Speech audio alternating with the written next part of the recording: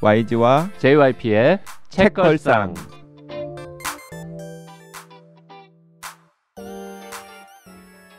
책에 관한 걸쭉하고 상큼한 이야기. YG와 JYP의 책걸상이 찾아왔습니다. YG 강량구입니다. JYP 박재영입니다. 박평 박혜진입니다.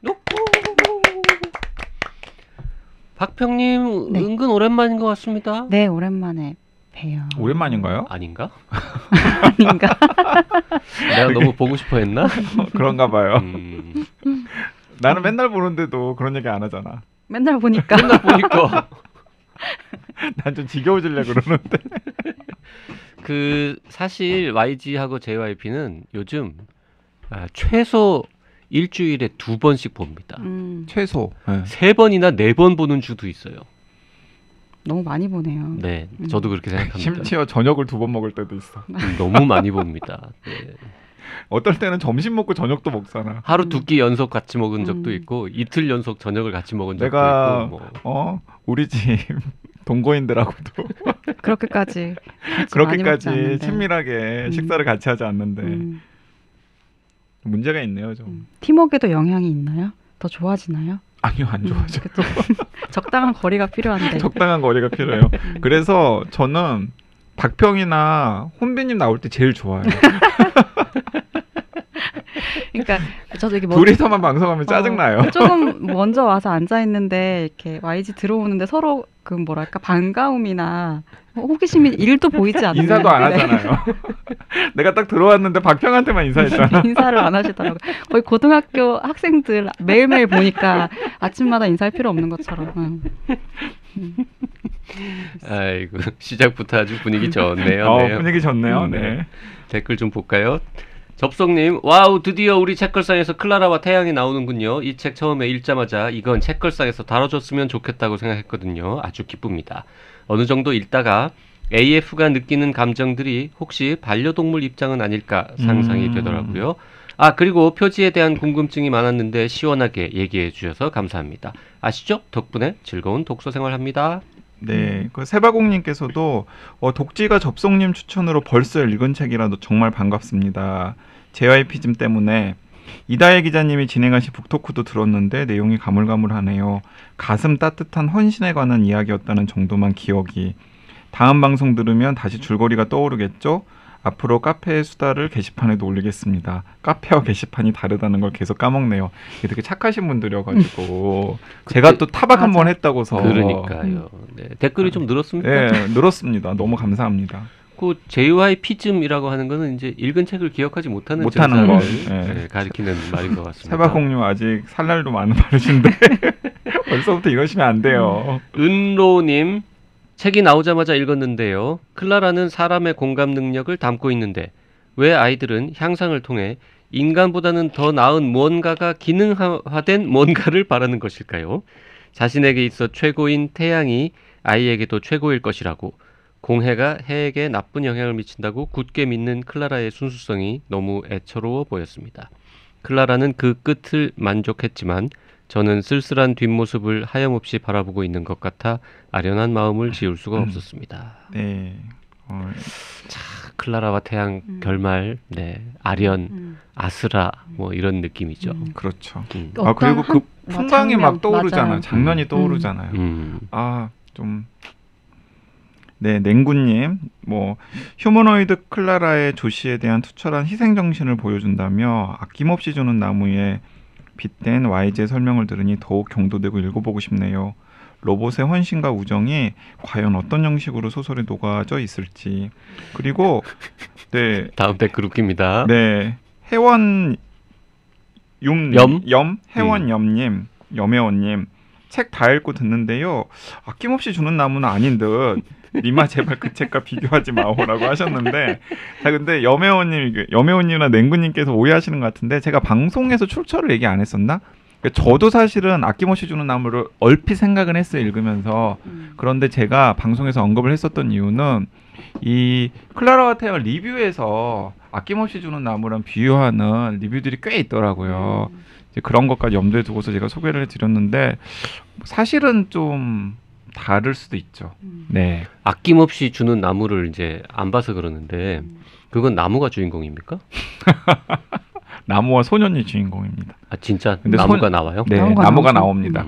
그 소년은 계속해서 성장하고 그 성장하는 소년이 무엇인가 요구할 때마다 그 나무가 다 줍니다.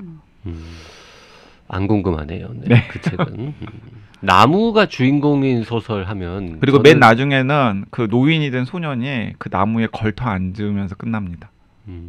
그루터기에 아마 그루터기에, 걸터 앉으면서 끝났던 거. 오, 왜냐하면 사업하려고 베버리거든요. 오, 그 스포일러 아닙니까? 아낌없이 주는 아낌없이 나무는 주다 보면 이제 마지막에 그루터기에 아낌없이 이렇게 주는 되죠. 나무는 보통 다 줘요? 책걸상 애청자 정도라면 그렇죠. 다 알고 있지 않을까. 많이들 기억 너머에 이제 네. 알고 그 계시겠죠. 저는 나무가 주인공인 소설하면 딱 하나 아주 인상적인 거 떠오릅니다. 천년의 나무. 천년 동안에 천년 동안에 천년의 나무래. 마루야마 겐지. 나는 그 마루야마 겐지의 천년 동안에를 JYP가 읽었다라는 사실도 놀랍고 한동안 제일 좋은 소설 중에 하나로 또 생각하고 있었다라는 것도 저는 놀랍습니다. 왜냐면 전혀 안 어울리거든요. 저도 저하고 어울린다고 생각하지는 않는데 그 20대 때 아마 읽은 것 같은데 한 읽고 나서 몇 년 동안은 그 거의 내 인생 가장 감명 깊었던 책 뭐 이런 목록에 최상단에 올려놓았던 책입니다. 20대 때는 지금보다는 좀 나은 사람이었군요. 무슨 일이 있었기에 그러니까. 많은 20대 변화가. 때는 지금보다 허세가 더 많았다는 거죠. 그래서 너무 그 마루야마 겐지의 천년 동안에를 아시는 분들이라면은 JYP랑 너무 어울리지 않는다라는 생각을 많이 가실 거라고 생각합니다. 뭐 어때서 내가 2권짜리 두꺼운 책이고 잘 안 읽히는 책이고 네. 귀신 씨나 까먹는 소리고 그렇긴 한데 그 책은 좋았습니다. 네. 그럼 마루야마 겐지는 요즘 책 안 쓰나요? 근데 안 나오네 별로. 제가 최근에 저도 관심을 안 지금도 줘가지고 그 모르겠습니다. 숲속에 나무집에서 이렇게 세상하고 연을 끊고 혼자서 계속 사시겠죠? 다음 댓글 보겠습니다. 로즈옕님, 와우, 세 분의 기억력 정말 놀라워요. 정말 한 분도 빠짐없이 모두 기억을 못 하시는 건가요? 예전에 방콕 1편에서 박평님이 김기창 작가 차기작 설명하시면서 기후변화 시대의 사랑에 대해 언급하셨거든요. 제목에 대해 서로 말씀하시다가 JYP님이 사랑 변화 시대의 기후는 어때요? 라고도 하셨는데 크크. 어떻게 본인한테 한마디도 안 하셨냐고 서운해하시는 YG님과 미안해서 어쩔 줄 모르시는 박평님, 그리고 난 하나도 잘못한 거 없다는 듯 관망하셨을 JYP님의 표정이 그려져서 혼자서 빵 터졌습니다. 네. 집단 망각. 네, 그 굿님께서도 박평님의 억울함을 풀어드리기 위해 찾고 찾다가 드디어 찾았습니다. 분명히 저는 들었다고요. 박평님이 기후변화 시대의 사랑이라는 테마 소설집을 만들고 있다고 하셨던 것을요.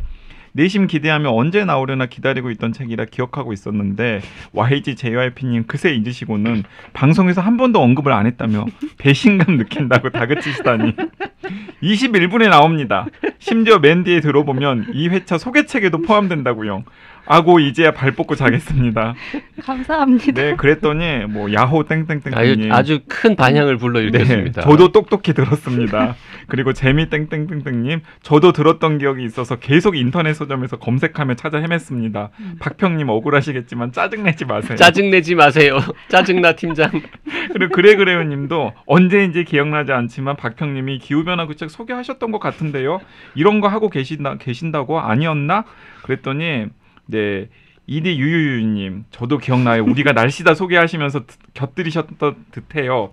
별명님, 맞아요. 언급하셨어요. 채 땡땡땡땡님, 저도 기억나요. 세바고, 저도 기억나요. 네, 죄송합니다. 자, 여러분의 이 많은 댓글을 기대하면서 우리가 헛소리를 했던 것 같네요. 네. 무슨 꽁트처럼. 우리가 짠 건 아니에요. 너무 완벽하게 망각했어요. 네. 너 어떻게 그렇게 다 까먹을 수가 있지?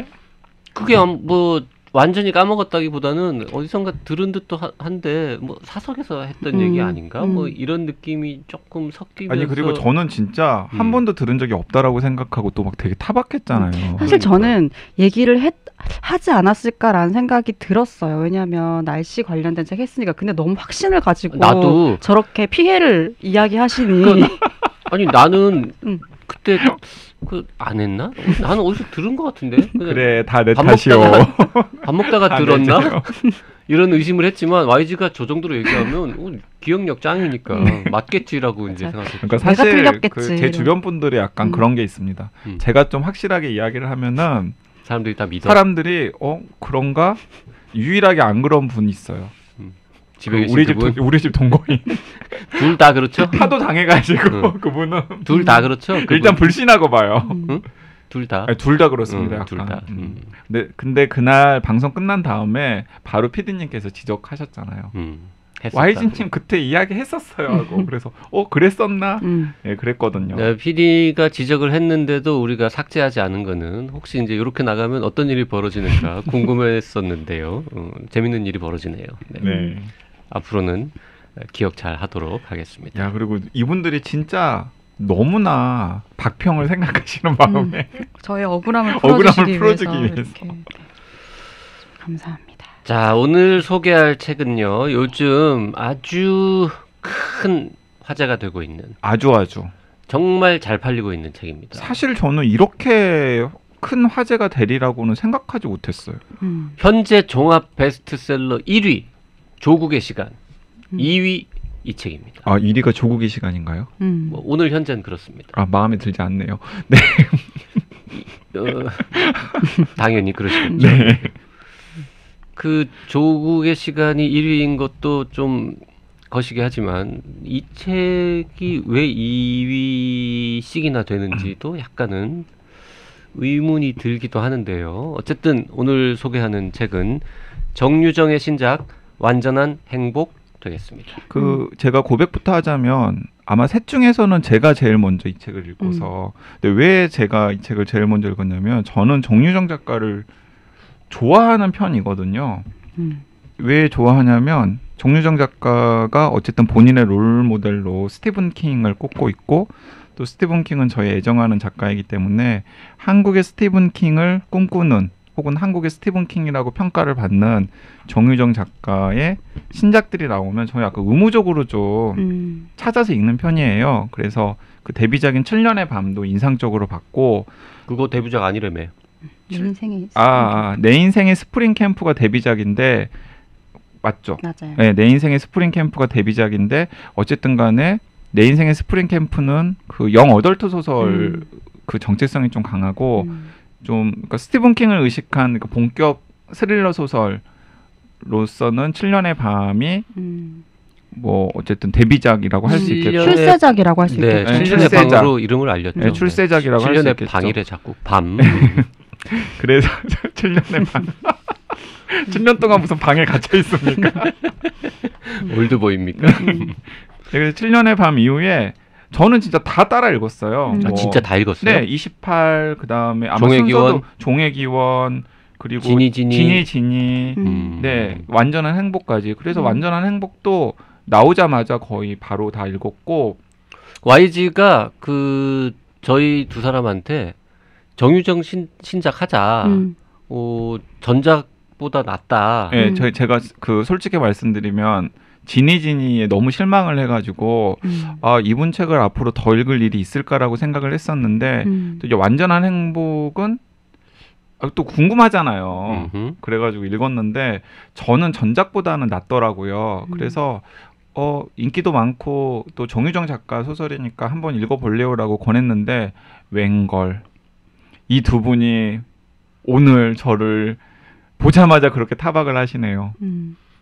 아니 근데 이제 정유정 작가가 나오면 신작을 내면 그 자체로 뉴스죠. 문학계에서는 아마 가장 큰 뉴스라고 할 수 있을 거고 저도 이제 7년의 밤 같은 경우에는 벌써 꽤 오래됐잖아요. 책이 나온 지. 근데 제가 신입사원일 때 그 책이 나왔는데 그때의 그 분위기는 잊을 수가 없어요. 왜냐하면 그러니까 외부적인 이슈들 없이 뭐 책을 읽었는데 누군가가 추천을 했다. 예를 들어서 뭐 BTS가 읽었다거나 대통령이 읽었다거나 이런 것 없이 그냥 소설이 너무 재미있어서 9시 뉴스에 나오고 사람들이 줄을 서서 그 책을 사서 읽고 보고 하는 것들이 이렇게 뉴스로 나오는 경우들이 많진 않잖아요. 네.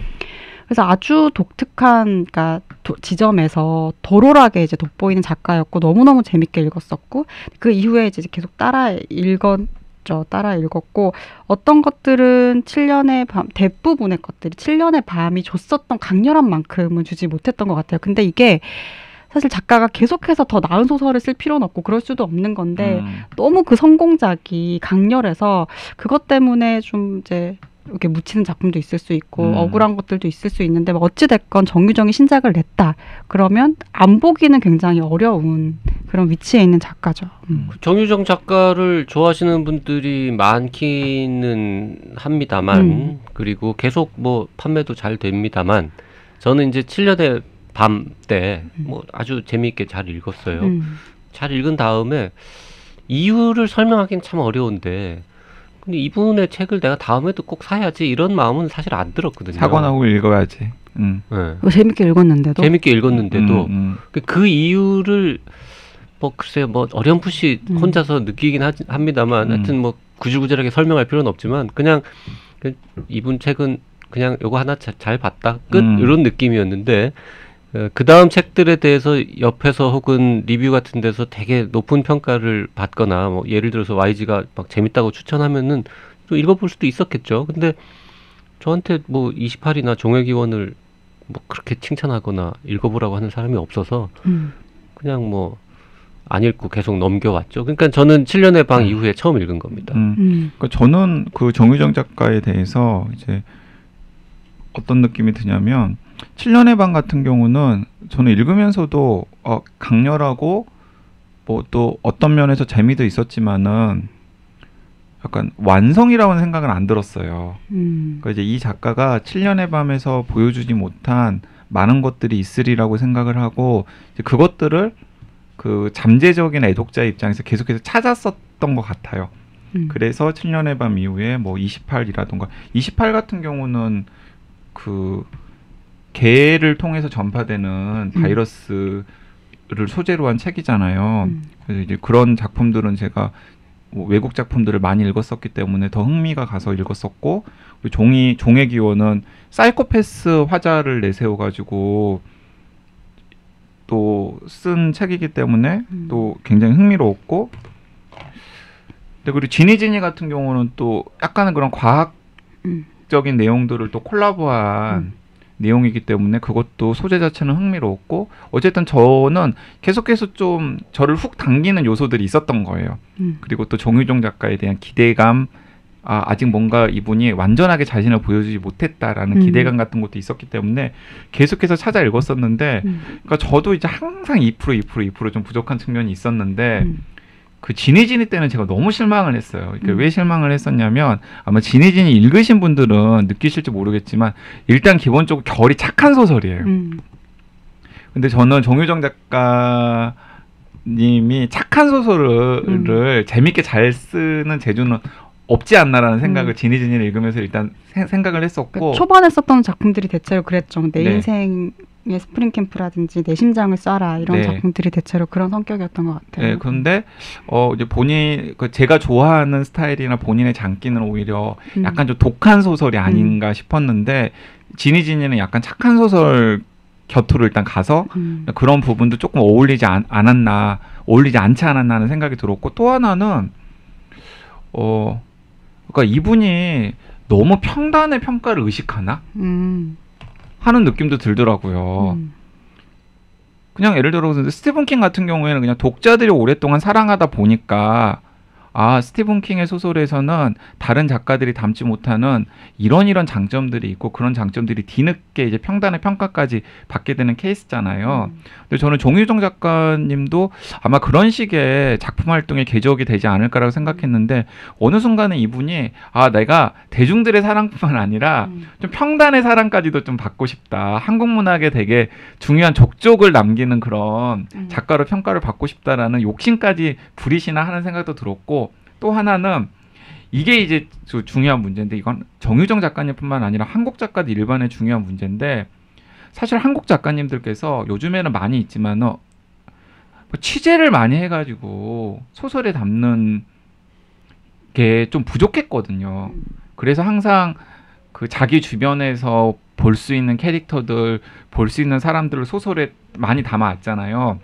근데 어느 순간에 의식적으로 내가 취재를 해가지고 그 취재한 내용들을 소설에 담으려고 하는 작가들이 숫자가 늘어나긴 했는데 그러다 보니까 어떤 문제가 있냐면 자기가 취재한 내용들이 다 너무 소중한 거예요.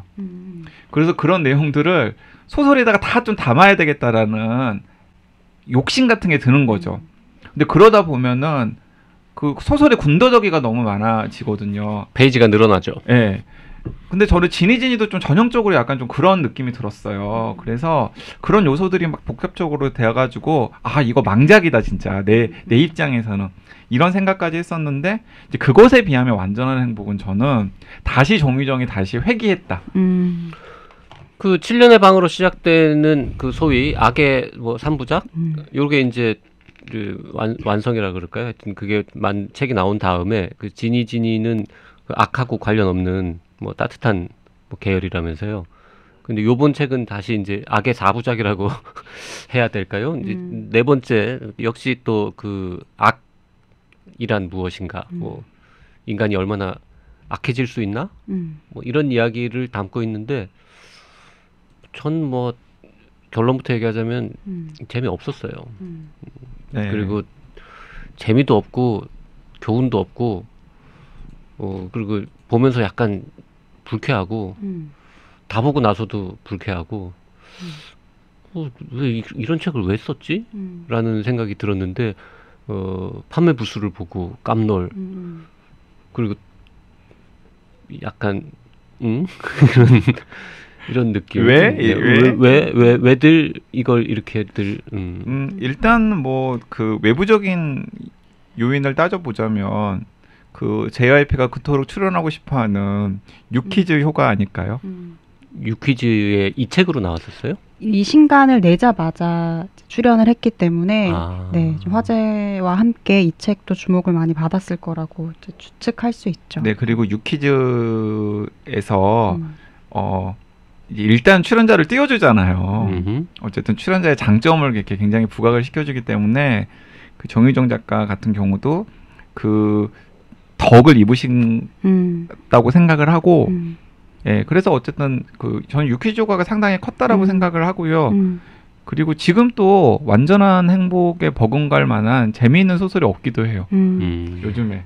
그쵸. 이렇게 좀 장편, 지금 2,000매 이상의 분량을 가지고 쓴 건데 이렇게 몰입감을 가지고 이제 읽을 수 있는 장편 소설 별로 없기도 하고 또 고유정이라는 우리가 모두 알고 있는 이제 아주 뭐 희대의 사건이라고도 하는 그런 사건을 모티프로 했기 때문에 일단 그 얘기만 그 단어만 같이 나와도 지금 연관 검색으로 나오잖아요. 정유정, 고유정이 완전한 행복, 고유정 이렇게 나오죠. 연관 검색. 정유정, 완전한 행복, 고유정. 근데 그것만 들어도 일단 너무 궁금하죠. 그러니까 우리가 표면적으로 우리한테 노출됐었던 정보들 이면에 어떤 진실들이 더 있을지 이런 이제 궁금증을 갖기 마련이니까 일단 그 책을 집을 수 있는 요소들은 굉장히 분명하게 있는 것 같아요. 네.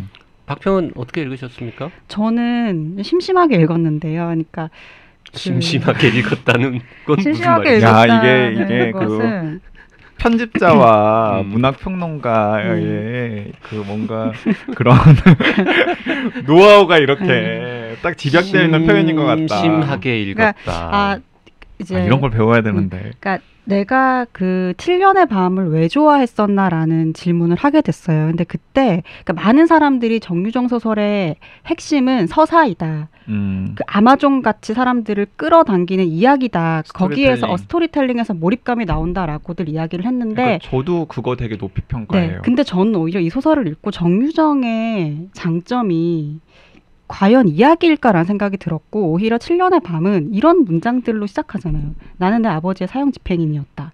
오히려 정유정의 힘은 거기에 있을 수도 있었던 것 같아요.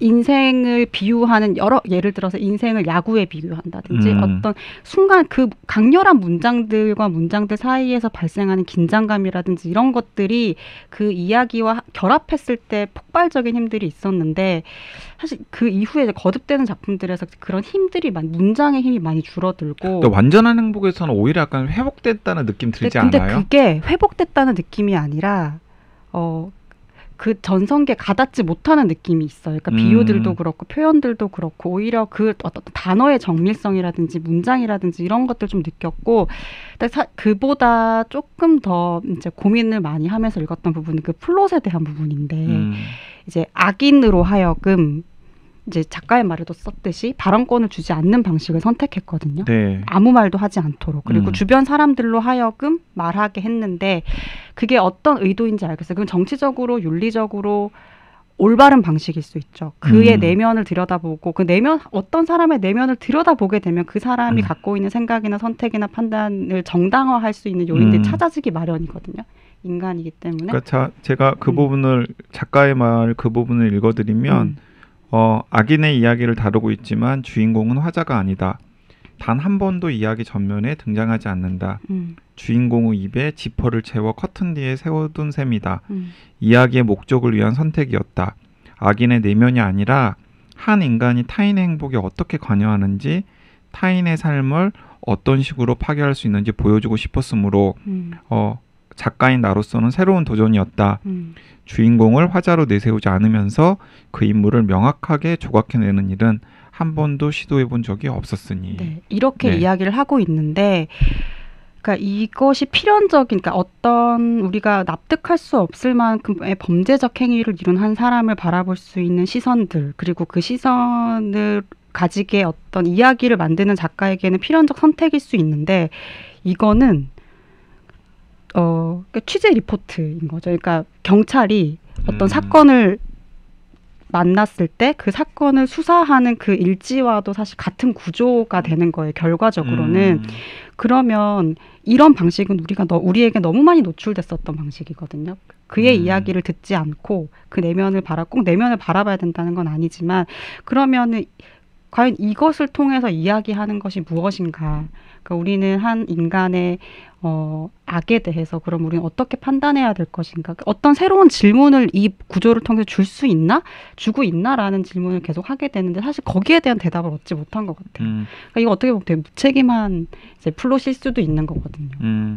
그 박평 이야기를 듣고 보니까 저도 약간 뭔가 고개를 갸우뚱했던 대목이 무엇이었는지가 좀 선명해지는 것 같은데 예를 들어서 이것과 비슷한 스타일의 전작이 그 종의 기원인데 그 종의 기원은 사이코패스가 화자거든요.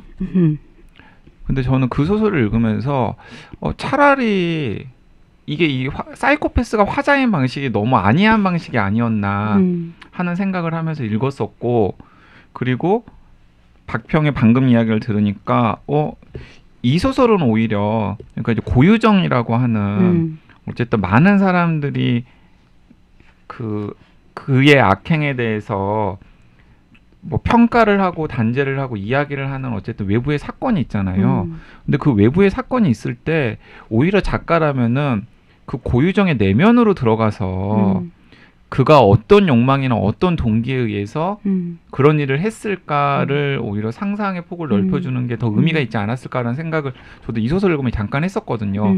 그래서 차라리 구조 가지고 좀 바뀌었으면 그러니까 종의 기원은 오히려 이런 방식으로 화자가 말하지 않고 그 종의 기원의 주인공 사이코패스 주인공에게 희생당하는 사람들의 시점에서 이야기를 구성해보고 이 완전한 행복 같은 경우에는 오히려 그 주인공의 내면으로 들어가가지고 막 좀 그렇죠. 이야기를 하게끔 하는 방식이었으면은 좀 더 돋보였겠다라는 생각도 드네요.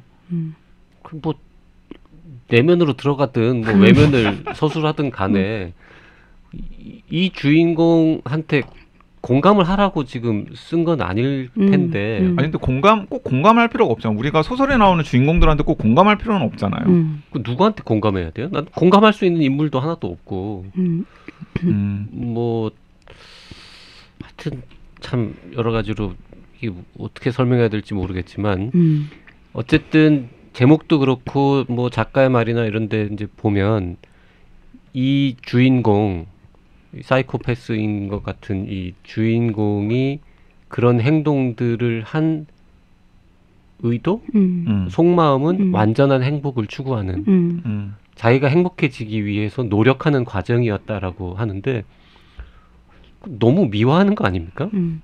그냥 내가 행복해지려고 조금 남들보다 과한 노력을 했을 뿐이라고 하는 거는 결과적으로 보면은 그런 악행을 그냥 의도 자체는 선했다라고 말하는 듯한 느낌마저 줘서 그건 아니었고 아니 그에 대해서 물론 그건 아닐 텐데 그에 대해서 경각심을 가져야 된다고 아니었을까요 오히려? 그 이제 노력이라는 걸 좀 반어적으로 아마 사용한 것이 테고. 그러니까 자기 주변 우리 주변에 있는 나르시시스트 자기애성 성격 장애 혹은 그런 자신의 행복을 위해서 타인을 자신이 행복하다고 믿는 바를 위해서 타인을 대상화시키는 사람들이 널려 있고.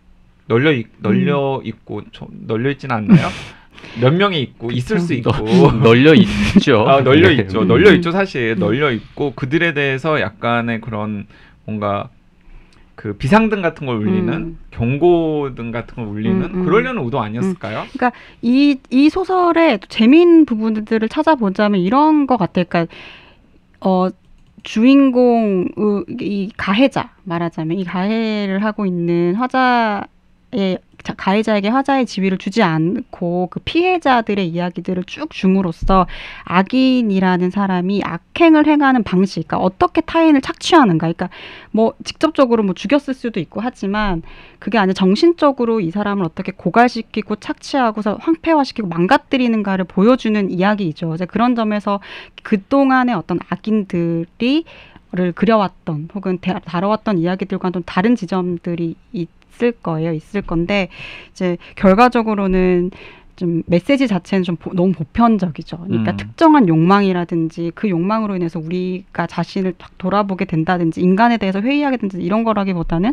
너무나 행복에 대한 강박, 그러니까 결핍이 있어서는 안 된다는 그 강박이 나한테 존재하는 그 결핍들을 다 거세해야 되고 그 거세하는 것이 타인에게 어떤 방식으로 피해를 주면서 거세가 되는가 이런 것들을 보여준다는 지점은 흥미롭게 볼 수도 있는 지점이죠.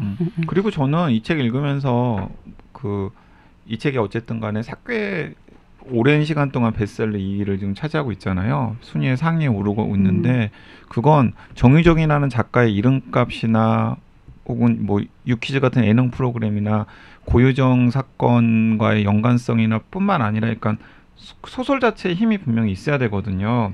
저는 이 소설을 읽으면서 많은 사람들이 그래 내 주변에도 저런 사람이 있었어. 저는 그런 거 많이 생각할 것 같거든요.